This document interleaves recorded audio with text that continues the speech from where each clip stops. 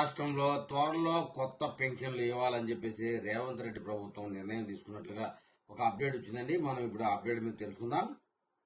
అర్హుల జాబితా సిద్ధం చేయాలని చెప్పేసి కలెక్టర్లకు ప్రభుత్వం ఆదేశాలు జారీ చేసినట్లుగా చెప్తున్నారు.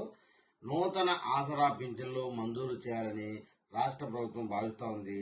అర్హుల జాబితాలు సిద్ధం చేయాలని ఆదేశాలు జారీ చేసిందని కాంగ్రెస్ ప్రభుత్వం అధికారంలోకి వచ్చాక నూతన పెన్షన్ల మంజూరుకు దరఖాస్తులు స్వీకరించింది. మొత్తంగా రాష్ట్ర వ్యాప్తంగా 5,20,000 మంది దరఖాస్తులు పెండింగ్ లో ఉన్నాయట. పింఛన్ లబ్ధిదారుడైన వ్యక్తి చనిపోతే ఆయన భార్యకు వితంతు పింఛను వర్తింపజేసేందుకు ఆన్లైన్ లో దరఖాస్తు స్వీకరిస్తున్న మంజూరు అయితే చేయడం లేదని చెప్తున్నారు.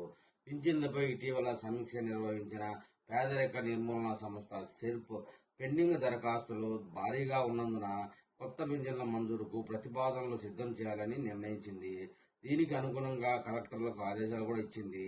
గ్రామాల్లో పంచాయతీ కార్యదర్శులు, పట్టణాల్లో, నగరాల్లో బిల్ కలెక్టర్ల ద్వారా దరఖాస్తులపై క్షేత్ర పరిశీలన చేయించాలని పేర్కొందండి.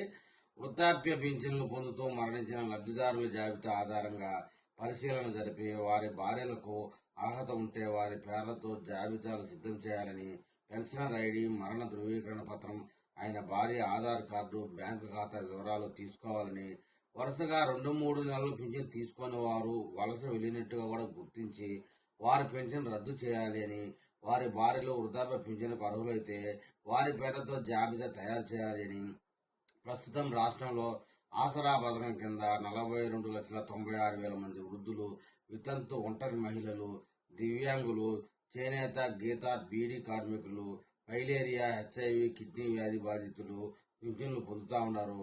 సాధారణ పింఛను నెలకు 2,016, దివ్యాంగులకు 4,016 ఇస్తున్నారండి.